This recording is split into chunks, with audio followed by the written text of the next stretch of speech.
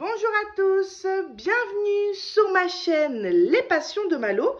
Alors, aujourd'hui, on se retrouve pour une petite vidéo coloriage mystère Disney. Je vais vous présenter 3 duos que j'ai finis.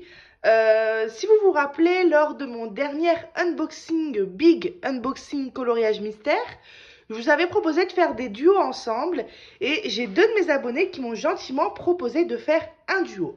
Donc du coup, j'ai ces 2 duos-là à vous présenter. Je vous ferai voir mon coloriage et je vous ferai voir aussi une petite photo de leur coloriage que j'inclurai dans le montage. Et le 3e duo, c'est un duo avec Déborah, dont je vous ai déjà parlé sur ma chaîne. Elle s'est, grâce à moi ou à cause de moi, lancée dans le coloriage mystère Disney. Et celui que je vais vous faire voir, pareil, hein, je vous inclurai une photo de son colo. C'est l'un de ses tout premiers colos. D'ailleurs, je crois que ça doit être son 2e colo, voilà. Je vais aussi vous parler dans cette vidéo du matériel que j'ai utilisé pour réaliser les coloriages.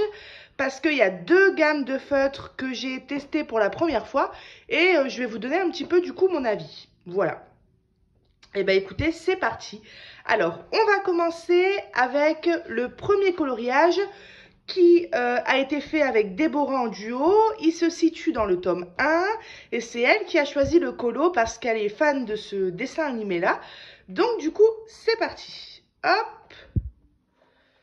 Voilà, donc il s'agit, c'est un de mes plus beaux, enfin un de mes plus beaux, parmi les 3, c'est un des, je vais y arriver, c'est un que j'ai le mieux réussi, on va dire. Il s'agit de La Belle et la Bête. Je vais enlever la petite protection au cas où vous avez des reflets de lumière. Alors, c'est la page 45 du tome 1 et j'ai rencontré quelques petites mésaventures avec ce coloriage. Déjà je m'étais trompée ici, je pensais que c'était des contours en noir, mais finalement non. Donc on voit un petit trait dans le marron, bon rien de bien méchant, mais voilà. Ensuite, je sais pas si on remarque comme ça, tout est fait au feutre. Par contre, le fond qui a été fait au feutre et la couleur de la peau qui a été fait au feutre, j'avais choisi soit des couleurs trop foncées ou soit des couleurs trop claires. Donc je suis venue repasser par au-dessus au Prismacolor pour pouvoir soit éclaircir la couleur ou soit la foncer un peu. La peau par exemple, je l'avais fait beaucoup trop foncée. Donc du coup, j'ai dû éclaircir avec un beige un peu plus clair. Et le fond, je sais plus. Il me semble que je l'avais fait trop clair ou trop foncé aussi, je sais plus. Et donc du coup, pareil, j'ai dû changer la couleur avec un crayon de couleur. Donc c'est vrai que ça m'a permis de me rendre compte que utiliser du feutre plus du crayon de couleur, ça limite complètement les traces. Regardez le fond, on ne voit quasiment pas de traces. Pareil pour la peau, mais par contre forcément c'est plus long, il y a plus de travail, donc voilà. C'est une super bonne alternative quand on se plante de couleurs. Des fois, on se dit merde, notre colo, pardon, il est fichu, la peau elle est complètement marron, enfin ça va pas. Et sachez qu'au crayon de couleur, on peut quand même venir rattraper un peu les dégâts. Voilà. Donc, mis à part les deux crayons de couleur que je viens de vous citer, ce colo a été fait au feutre Staedtler. Donc les feutres Staedtler qui sont plutôt connus, ils sont connus dans le bon sens du terme, mais aussi dans le mauvais sens du terme, tout simplement parce que ce sont des feutres qui sont réputés pour transpercer. Donc ces feutres-là, c'est une double mine, une fine mine et une mine ici, comme comment ça s'appelle, les Fibracolor. Voilà. Au niveau des mines, rien à dire, c'est super pratique, on peut faire les contours avec la petite mine et ensuite venir remplir avec la grosse mine. En plus, on a 120 couleurs, donc autant vous dire qu'on a du choix. Les capuchons ne sont pas numérotés, donc je suis venue coller des petites étiquettes et j'ai d'ailleurs rempli un nuancier. Par contre, je me rends compte que mes étiquettes, elles se décollent, donc ça va être un peu chiant. On va voir si je peux les recoller au fur et à mesure, sinon je trouverai une autre solution. Donc voilà pour ces crayons. Alors, ils sont réputés, ces crayons-là, pour baver énormément et donc du coup, transpercer la feuille. Je confirme que ces crayons ont un surplus d'encre sur des crayons plus que d'autres. Mais alors là, voilà, vous voyez, ça fait souvent des gouttes comme ça. Ça fait souvent des gouttes comme ça, ce qui fait qu'il y a une manière d'utiliser ces crayons-là. Alors, excusez-moi pour la petite coupure, je disais qu'il y avait une manière d'utiliser ces feutres-là, et malgré tout, ça transperce quand même à certains moments. En fait, il faut que quand on colorie, vous voyez, quand on relève le feutre, ça dépose une goutte. Et c'est ça qui va faire des fois transpercer de l'autre côté de la page. Donc, il faut en fait toujours éviter de lever le crayon et toujours repartir avec la goutte. Je ne sais pas si vous voyez ce que je veux dire. Si on fait par exemple la technique où on fait des traits comme ça, on soulève, on refait un trait, on soulève, ça va faire toutes des petites gouttes et ça va faire transpercer le papier. Malgré le fait que j'ai utilisé cette technique-là, il y a des moments c'est inévitable, ça transperce un peu le papier. Bon, j'ai utilisé quand même des couleurs plutôt foncées sur ce colo, c'est-à-dire qu'on est dans du bleu marine et dans du marron foncé. Voilà, c'est pas non plus une catastrophe, hein. Regardez, ça a un petit peu transpercé. Voilà, un petit peu transpercé. J'ai essayé de limiter les dégâts. Voilà, sachant que ce sont des couleurs foncées, c'est des feutres qui peuvent transpercer, qu'ils ont une autre manière d'être utilisés, mais pour autant, c'est pas des feutres dont je vais me séparer parce que malgré tout ça, j'aime beaucoup la mine. J'aime beaucoup la mine, j'aime beaucoup le choix de couleurs qu'il y a. Donc, excusez-moi, je suis un petit peu malade. Donc, franchement, super sympa, quoi. J'allais vous dire un autre truc, mais je ne sais plus c'est quoi. Oui, après, il faut savoir que le colo qui arrivera au-dessus va certainement recouvrir les petites taches qu'ils ont transpercées. Et puis, en plus de ça, petite précision quand même, on est sur le tome 1, donc on est sur du papier plus épais. Il faut faire attention à certains tomes qui ont du papier un petit peu moins épais. Donc là, je parle pour le tome 1, voilà. Et j'ai quand même fait attention, c'est-à-dire que je suis pas restée 2 heures sur ma feuille au même endroit avec le stylo parce que sinon ça aurait été un petit peu la cata. Voilà. Donc voilà pour ces feutres-ci. Alors, je vous affiche tout de suite le coloriage de Déborah. Voilà, vous êtes en train de regarder son colo, super bien réussi, Débo, pour son deuxième colo, franchement c'est tip top. Elle les a fait au feutre aussi, et elle m'a dit qu'elle avait pris aussi beaucoup de plaisir à le faire, donc en plus c'est un de ses colos préférés, un de ses dessins animés préférés, donc voilà, c'est génial. Alors, dernière petite précision, j'ai testé les feuilles de classeur. Je ne sais plus sur quel groupe de coloriage j'ai vu ça, mais j'ai vu une personne qui protégeait ses colos finis avec des feuilles de classeur. Donc, on découpe la fermeture ici avec les trous pour mettre dans les anneaux de classeur. Et ensuite, on vient glisser comme ça son colo. Donc, excusez-moi, ça me pique à la gorge. Donc du coup, c'est pas mal aussi pour ceux qui colorient au crayon de couleur, ça évite de mettre des traces sur le colo d'en face. Et puis même pour ceux qui colorient au feutre, déjà c'est trop satisfaisant je trouve. Moi j'ai toujours aimé avoir des classeurs parce que ça brille, les pochettes sont toutes douces. Mais aussi voilà, ça protège le colo. Le petit point négatif, c'est que je trouve que ça a tendance à glisser et donc à s'enlever facilement. C'est d'ailleurs pour ça que ma feuille est pliée ici, parce que ça a dû se tirer un petit peu et se plier dans mon meuble. Donc bon. Après, il me semble que on m'a conseillé de mettre un petit bout de scotch ou de venir le bloquer un petit peu, ouais, avec un petit bout de scotch ici en bas. Donc pourquoi pas. Je sais pas si c'est une technique que je vais garder au fur et à mesure du temps.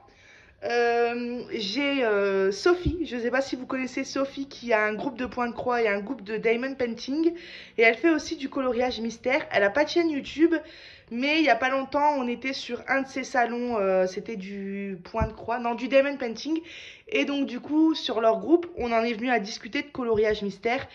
Et elle est en train de me convaincre, elle m'a un petit peu convaincue de peut-être essayer les porte-vues. Vous savez, découper complètement mon livre et venir mettre les feuilles en porte-vue. Je ne sais pas si je vais réussir à franchir le cap de découper mes livres parce qu'à la base, moi, je ne voulais absolument pas découper mes livres, hein. Mais j'avoue qu'il y a quand même pas mal de côtés positifs qui me poussent à le faire. C'est beaucoup plus pratique pour colorier, pour tourner sa feuille. Donc je sais pas. Et puis en même temps, tout est protégé dans un porte-vue. Les coins des livres ne s'abîment pas. Et puis si jamais on vient à faire une catastrophe, c'est-à-dire qu'on colorie un colo sur une feuille, et là on renverse, je sais pas, un verre de café, le colo recto verso est fichu, mais le reste des colos qui sont dans le livre, dans le porte-vue, sont encore en bon état. Donc ça c'est un point positif aussi. Donc je pense que le jour où je vais me lancer, je prendrai un des livres que j'aime le moins Et puis, je testerai d'abord sur un livre pour voir si j'arrive à découper, pour voir si ça me plaît. Et si j'adore carrément, bah là, je le ferai sur les autres livres. Sinon, bah, je l'aurais fait que sur un livre et je serais moins triste que si je l'avais fait sur tous les livres. Voilà. Bon, assez discuté, on passe au deuxième coloriage en duo. Alors, là, on va partir dans le tome 9. Oh là là, j'ai chopé une sorte d'angine, enfin ça me fait mal à la gorge quand j'avale, je tousse, c'est un peu l'horreur, mais bon. Alors, on passe dans le tome 9. Alors, là, c'est un colo que j'ai fait avec Servane BZH. Donc ça, si je me trompe pas, c'est son nom de YouTube. Elle n'a pas de chaîne YouTube, mais je veux dire, c'est son nom en tant qu'abonné quand elle me laisse un petit commentaire sous ma chaîne. Donc pareil, elle m'a contacté sur Messenger. On s'est mis d'accord sur une page dans le tome 9. Et on a fait le coloriage de la page 22 qui se situe juste ici. Donc, il s'agit du personnage dans le film Là-haut. C'est un personnage que j'aime beaucoup. Alors, moi, je regarde toujours les solutions avant de colorier. Hein. Donc, quand elle m'a dit la page 22, je suis tout de suite allée regarder. Et puis, j'ai dit, cool, j'adore ce colo. Vous voyez, je fais une petite coupure, mais je fais tous mes contours de coloriage en Posca. Et à chaque fois, je ne fais pas le troisième contour parce que bah, j'ai peur que ça me fasse n'importe quoi parce que je suis trop près de la page ici. Donc, je ne fais pas le troisième contour. Mais du coup, bah, ça fait un petit peu bête. Tandis que si je découperais mon livre, eh ben, j'aurais pas ce souci-là. Je pourrais faire les 4 contours. Par contre, du coup, je me rends compte de quelque chose. Ouais. Vous voyez, entre le tome 1 et le tome 9, ils nous ont mangé un bord. Parce que là, vous voyez, quand je fais pas... Là, je fais pas le contour bah, comme de l'intérieur. Mais ça se voit beaucoup moins. Tandis que là, on le voit quand même que le dernier contour n'est pas fait. À la limite, il faudrait même que je vienne le faire du coup. On verra bien. Donc voilà. Servane qui est super gentil. On a un petit peu fait connaissance sur Messenger. Son coloriage aussi, il est vraiment très très beau. Elle l'a fait au crayon de couleur, il me semble. Ça fait un petit bout de temps que les colos ont été finis. Ça fait quelques jours, voire non, plutôt même quelques semaines. Donc, je vous affiche le coloriage de Servane tout de suite. Voilà, donc vous êtes en train de le regarder. Voilà, colo qui est aussi très très très très beau. Les couleurs ont super bien été choisies. Si dans mes souvenirs, hein, c'est au crayon de couleur, mais je suis plus sûre. Mais pas beaucoup de traces, enfin franchement très très beau colo. Et donc du coup, on a pris beaucoup de plaisir à faire ce colo. Et on s'est même dit qu'on allait à l'avenir refaire un petit duo ensemble. Donc voilà pour ce deuxième duo. Alors, concernant le matériel que j'ai utilisé, cette fois-ci, j'ai testé les Dual Brush Pen en 120 pièces. Et vous avez remarqué que je commence à faire l'accent anglais. C'est à force de regarder des vidéos, ça. Dual Brush. D'habitude, j'aurais dit Dual Brush. Les Dual Brush Pen en 120 pièces. Alors, ceux-ci, c'est des feutres qui sont pas chers pour 120 et en plus qui sont déjà classés dans une trousse.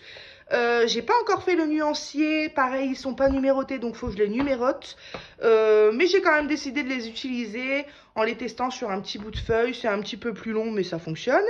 Et pareil, donc là c'est une mine très fine, alors vraiment très fine, c'est à dire qu'on colorie pas avec.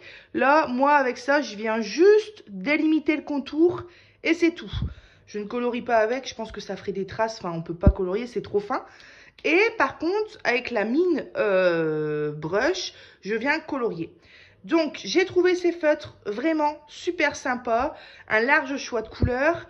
Si je devrais leur trouver un défaut, je dirais la mine pinceau. Bah, c'est peut-être parce que moi, je colorie aussi avec les Faber-Castell. Donc, la mine des Faber-Castell pinceau, elle est très fine. On peut faire des grands aplats de couleurs, mais en même temps, elle est très précise. J'ai trouvé que cette mine-là, pour faire vraiment des petites zones, c'était quand même un peu plus compliqué. Enfin, ça se fait très bien, hein, mais c'est un peu comme les aquamarqueurs, c'est-à-dire que les aquamarqueurs, je trouve que des fois la mine pinceau, c'est un peu compliqué des fois à faire des petites zones, on a tendance à dépasser un peu. Bah c'est pareil pour ces pinceaux-là. Mais franchement, ils sont très très bien. Si je devrais les racheter, je les rachèterais complètement, quoi. En plus, on a la petite trousse, on a des petites mines de rechange, donc c'est super sympa. J'essayerai de vous retrouver le lien de ces feutres-là et des feutres Staedtler. Comme ça, je vous les mettrai dans la description si jamais ils vous plaisent. Voilà. Donc, ce colo a été fait entièrement avec ces feutres-là, mis à part les zones noires et les contours noirs qui, eux, ont été faits au Posca. Vous voyez, par exemple, pour faire les petites lignes là qui sont un peu plus... c'est fin, quoi. C'est un petit peu plus dur parce que, ouais, c'est pas extrêmement précis, mais ça se fait très bien, hein, franchement. Il faut prendre un peu plus son temps, essayer de s'appliquer un peu et ça le fait. Du coup, feutre que je vais bien sûr réutiliser dans mes colos mystères. Et d'ailleurs, il faut que je pense à faire le nuancier. Voilà. Alors, voilà pour ce colo. Je réfléchis si j'ai rien d'autre à vous dire que je n'oublie pas. Non. Vous voyez pour les zones blanches, comme ici, d'habitude, je fais entièrement au Posca. Et là, il y a, je sais plus, ça doit être une de mes abonnées, un jour qui m'avait dit dans les commentaires, elle m'avait dit, moi, je m'embête pas, je repasse juste sur les lignes. Je sais plus si elle m'avait dit le Posca ou le Signo blanc. Moi, ici, j'ai utilisé le Posca. Donc, j'ai repassé juste sur les lignes. Quand on regarde sous un angle comme ça, par exemple, et de près, ben, on voit les lignes. Mais sinon, quand on regarde le colo comme ça, franchement, on ne le voit pas. Ça fait gagner du temps et puis ça évite de mettre du Posca partout. Et du coup, j'ai bien aimé aussi cette petite technique. Voilà. D'ailleurs, ici, j'ai colorié en faisant les fameuses lignes verticales. Là, vous voyez, on n'a qu'une couche. Là où on voit les démarcations. Là où on voit un petit peu moins les démarcations dans le visage. J'ai aussi fait des lignes verticales, mais j'ai passé une deuxième couche en faisant des lignes horizontales. Ça prend plus de temps, mais c'est vrai que là, vous regardez le visage par rapport aux vêtements, on voit un peu moins les démarcations. Voilà. Eh bien, écoutez, voilà pour ce petit colo. Merci à toi, Servan, d'avoir participé avec moi au colo. C'était un grand plaisir. Et maintenant, on passe tout de suite au dernier colo. Donc, on retourne dans le tome 1. Et ici, c'est un colo que j'ai fait avec Corinne. Corinne, c'est pareil, c'est une de mes abonnées qui m'a contactée sur Internet. Corinne, elle est d'un amour, elle est ultra gentille. Bah, vous êtes tous gentils, hein. Mais elle est vraiment très gentille et je l'adore. J'adore quand elle parle. On s'est envoyé quelques vocaux et quand elle parle, je ne vois pas son visage, mais je vois son sourire dessiné aux lèvres parce que quand elle parle, on entend que c'est gay, quoi. Enfin, j'adore. Et du coup, avec elle, on a fait le colo de la page 63. Et là, malheureusement, c'est un des colos que j'ai le plus loupé. Voilà, donc il s'agit de ce colo-là. Alors, quand je dis que j'ai loupé ce colo-là, le colo en lui-même est normal, je l'ai plutôt bien réussi. Quelques traces, mais rien de bien méchant puisque j'ai fait en vertical. Par contre, j'ai complètement foiré la bouche. Voilà. La bouche, c'est une horreur. Alors, pour vous expliquer, j'étais dans mon colo à fond, j'étais en train de colorier. D'ailleurs, j'étais devant Enquête d'action ou Zone interdite, un truc du genre. J'adore ce genre d'émission. J'adore les reportages, etc. Et donc, bref, je coloriais dans mon canapé. Et puis, je me suis laissée envahir par le marron. Et j'ai complètement oublié la zone blanche avec la bouche. Donc, du coup, ce qui fait que j'avais colorié la zone blanche. Mais je me suis dit... c'est pas grave, parce que en regardant un TikTok il y a quelques temps, ou un TikTok ou une vidéo YouTube il me semble. Mais une vidéo YouTube, je me rappelle qu'elle datait il y a quelques années. Et j'ai vu une personne qui parlait de ce produit. Ce produit qui n'est pas donné, hein, parce qu'il me semble que j'ai dû le payer aux alentours de 8-9 euros. Et il s'agit de peinture, donc c'est White 2. Je ne saurais pas dire si c'est de la peinture acrylique ou... franchement, je ne saurais pas dire. Je pense pas que c'est acrylique, je sais pas. C'est un produit chinois, mais bon. Il s'agit d'un liquide blanc, voilà. Donc là, il y a l'opercule. Vous voyez, c'est vraiment un liquide blanc. Je sens un coup, mais... ouais, ça a l'odeur... ça a une odeur quand même, mais c'est pas très très fort. Et cette personne-là... alors, c'est moi qui ai du mal comprendre, hein. Cette personne-là disait que quand elle se trompait sur les colos, elle utilisait ce produit parce que c'était génial, parce qu'il laissait vraiment quasiment pas de couches sur le papier, ce qui fait qu'après on pouvait venir recolorier au feutre dessus. Moi, c'est ce que j'ai compris. Alors, j'ai peut-être mal compris. Peut-être qu'elle voulait juste dire que si on se trompe sur une zone blanche, bah, on vient passer ce liquide-là. Et là, dans ces cas-là, effectivement, c'est parfait. Par contre, si on se trompe sur une zone qui normalement devait être en bleu, vert, rouge, et qu'on vient mettre sur ce liquide-là pour ensuite venir colorier dessus, bah, ça va pas. À moins que je l'ai mal fait, mais ça va pas parce qu'en fait, bah, quand on colorie dessus, vous voyez, ça ne marche pas. Si bien que j'ai même fini par arracher un peu le papier. Vous voyez toutes les zones où il y a eu du blanc, là dans le bas de la lèvre, et que je suis venue recolorier dessus. La couleur n'est pas intense comme en haut, ça fonctionne pas. C'est un petit peu comme si on venait colorier sur du blanco. Vous voyez? Alors là, je dirais que c'est quand même un peu mieux, mais non, ça a pas fonctionné. Donc du coup, ouais. Produit qui est super si on se trompe sur une zone blanche. Admettons, par exemple, bah, je me trompe là pour les larmes de pluie. Les larmes de pluie. Je suis poétique aujourd'hui, hein. Pour les gouttes de pluie, bah là, je viens mettre mon petit white 2 dessus. Et du coup, ça va refaire une zone blanche. Ou bien du Posca, par exemple. Mais ouais, là, pour la bouche... Alors, j'ai peut-être mal compris dans la vidéo. Peut-être qu'elle disait pas qu'on pouvait recolorier dessus. Ou peut-être c'est moi qui s'en ai mal servi, franchement je sais pas. Bon, dans tous les cas, ce produit est quand même super bien quand on se trompe sur les zones blanches. Et l'avantage, ce qui est vrai, c'est que ça laisse pas vraiment de couches sur le papier. Donc ça c'est bien. Donc je vous mettrai aussi le lien, si je le retrouve, de ce produit dans la description. Il vient de chez Amazon. Voilà. Donc je vous affiche le coloriage de Corinne tout de suite. Vous êtes en train de regarder son colo et vous vous rendez compte qu'il est très beau et que la bouche n'est pas loupée. Donc voilà. Bah, donc merci à toi Corinne d'avoir fait ce colo avec moi. C'était un pur plaisir. On en refera à l'occasion des duos ensemble. Donc on repasse sur mon colo. Au niveau du matériel, là je peux pas vous dire parce que j'ai utilisé un mixte de produits. Ce que je peux vous dire, c'est que pour la peau, j'ai testé les crayons là qui viennent de chez Crayola. C'est toutes des teintes peau. Il doit y en avoir 24 ou un truc du genre. C'est les mêmes mines que les Fibracolor. Par contre, ce sont des plus grosses mines. On a quand même une mine pointue, donc on peut quand même faire les détails. Franchement, non, ça va. C'est un petit peu moins précis que les Fibracolor parce que la mine est plus grosse ou que les Crayola par 100. Mais ça se fait très bien aussi, il n'y a pas de souci. Et franchement, au niveau des couleurs, c'est vraiment pas mal parce qu'on a plein de beige, on a quelques roses, on a plein de marron. On va dire qu'il y a quelques couleurs, il doit y en avoir 2-3 couleurs qui sont vraiment très très claires, limite pas voyantes. Mais sinon, pour le reste, excusez-moi, oh là là, quelle horreur. Pour le reste, c'est vraiment super top et je regrette pas de les avoir pris. Donc j'ai fait avec le visage. D'ailleurs, c'est peut-être un peu... je vais aller voir la solution avec vous. Donc c'est 63. D'ailleurs, c'est ce qu'on disait avec... Je sais plus si c'est... Non, c'est avec Corinne qu'on disait ça. Il y a un défaut dans le tome 1. Donc là, on a les solutions de 1 à 8, de 9 à 16...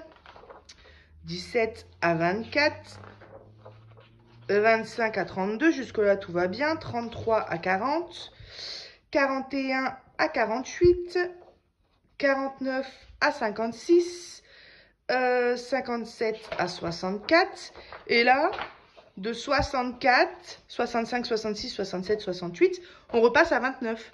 29, 30, ça doit être une erreur qui est super connue parce que c'est le tome 1, donc le tome 1 est connu. Mais moi, je m'en étais pas rendu compte. Donc voilà, là on repasse à 32 et là on repasse à 73. Enfin, rien de méchant. Alors, je disais que c'était le 64. Ouais, voilà, il est là le colo. Donc même dans le colo, hein, on voit une sacrée différence entre la peau claire et la peau foncée. D'ailleurs, sur le coup, quand j'ai fait mon colo, je me suis dit, je me suis trompée. C'est quand même flagrant. Là, c'est plus une ombre, quoi. C'est un maquillage, quoi. Mais non, en fait, c'est vrai que quand on regarde dans le colo, la différence est la même, quoi. Au niveau des cheveux, j'ai essayé aussi de colorier en ligne. J'ai utilisé les Pen 68 et en fait les Pen 68 quand c'est la première fois qu'on les utilise, donc là le gris ça devait être la première fois, la mine n'est pas faite et ça fait énormément de traces. J'avais déjà eu le tour une fois, bah là j'ai eu le tour 2 fois, donc je vous conseille de vraiment travailler... Ah, j'ai une alerte batterie. Je vous conseille de vraiment travailler votre mine avant de le faire sur le colo parce que c'est pas très beau quoi. Et le gris clair, là, ça doit être du Big Kids. Donc, pareil, un Big Kids, c'était la première fois que je coloriais avec. Enfin, j'en avais déjà utilisé au collège. Mais ouais, ils fonctionnent très bien. Ils font très bien l'affaire. Du coup, voilà pour ce colo. Alors, je pense que je vous ai tout dit. Je vous ai parlé de tout ce que j'avais autour de moi. Je vous ai fait voir il n'y a pas longtemps que j'avais diamanté ce petit carnet. Pour ceux qui ne suivent pas le Diamond Painting et qui me suivent uniquement pour le colo mystère, du coup, je vous le fais voir. C'est un carnet que j'ai diamanté, que j'ai reçu d'un des sites parmi lesquels je présente le Diamond Painting. Et je vais m'en servir pour le colo mystère. C'est-à-dire que dedans, je vais répertorier tous mes livres. Comme ça, quand je fais un colo en duo, j'envoie une petite photo et tous mes livres, ils seront répertoriés. Pourquoi pas répertorier aussi mes feutres. Et ensuite, je vais m'en servir pour écrire tous les duos que je fais avec chaque personne. Comme ça me permet de ne pas les oublier. Donc normalement j'attendais avant de vous faire cette vidéo là parce que je voulais encore faire un duo qui est prévu avec une personne, mais j'ai pas eu le temps de la faire et la vidéo elle traînait et donc du coup j'ai dit je vais faire la vidéo et c'est pas grave, le prochain duo je vous le présenterai dans une autre vidéo avec d'autres colos de réaliser. Voilà, donc ça je m'en servirai pour le colo mystère. Bah voilà, je vous ai tout dit. Dernière petite chose, hop, là c'est le colo que j'ai commencé avant les duos, que j'ai mis sur pause. Donc ça sera un des prochains colos que vous verrez réaliser sur ma chaîne. C'est d'ailleurs vous voyez là je me suis pas embêtée, j'ai écrit tout en bas, ça fait pas propre. Mais comme après j'y vais au Posca noir, ça se voit plus. Celui-là on l'avait fait ensemble sur la chaîne. Et alors il s'agit là de Raph, je crois, non? Le monde de Raph, je crois que c'est. Le monde de Raph, ouais c'est ça. Les couleurs, elles m'ambiancent pas tellement, mais au final, je le fais et je m'éclate. Il y a pas mal de détails. Et alors, quand je fais pas de duo, je fais mes coloriages dans l'ordre. Pour éviter de faire tous ceux que j'aime en premier et ensuite tous ceux que j'aime moins bien. Donc, je fais mes coloriages dans l'ordre. Et on va dire que mon petit plaisir d'aller à un autre endroit dans le livre, bah, je me le réserve quand je fais des duos. Et puis souvent, quand je fais un duo, j'aime bien laisser choisir la personne. Comme ça, bah, c'est vraiment du hasard. Et des fois, comme là, mon prochain duo, c'est Aladdin. J'adore. Aladdin et Jasmine même, je crois. Donc, ouais, celui-là, c'était un petit colo qui m'ambiançait moins. Au final, je le fais et je kiffe. Et puis, au moins, le prochain, il sera fait. Et le prochain colo, ça sera peut-être un colo que j'aime plus. Et ça m'évite de tous les réserver pour la fin. Ce serait un peu dommage, quoi. Voilà. Bah voilà, je vous ai tout dit, je pense. On est good. Eh bien écoutez, j'espère que cette vidéo vous aura plu. Elle était un petit peu longue pour vous présenter seulement 3 colos de fées. Un petit peu longue, on doit être aux alentours de 30 minutes là. Mais c'est parce que je voulais vraiment vous reparler de tout le matériel que je vous avais présenté en unboxing. Je vous avais dit que j'allais vous donner mon avis, donc au moins par la même occasion, je l'ai fait. Eh bien écoutez, j'espère que vous avez passé un bon petit moment avec moi. Et puis on se retrouvera pour une vidéo coloriage mystère. Dans quelques temps, quand j'en aurai fait 3-4 autres, et puis je vous les ferai voir sur ma chaîne. Un grand merci à ma petite Débo, à ma petite Corinne et à ma petite Servane d'avoir participé avec moi au duo. Vous avez fait des colos trop beaux, et puis à l'occasion, on s'en refera un ensemble. Eh bien écoutez, moi je vous souhaite un superbe, j'allais dire mardi, mais vous, là aujourd'hui on est mardi, mais vous allez voir la vidéo mercredi. Donc je vous souhaite un superbe mercredi. Et on se retrouve bientôt sur ma chaîne Les Passions de Malo. Bye bye!